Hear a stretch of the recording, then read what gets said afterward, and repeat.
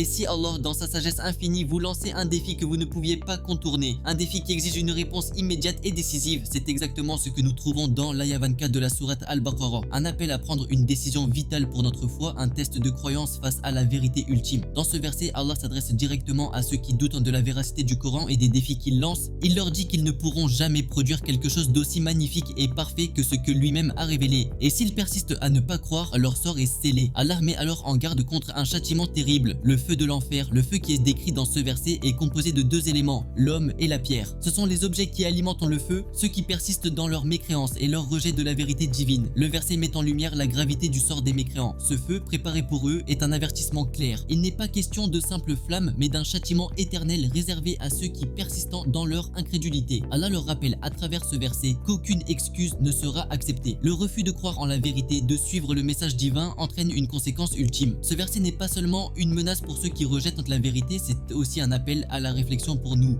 les croyants.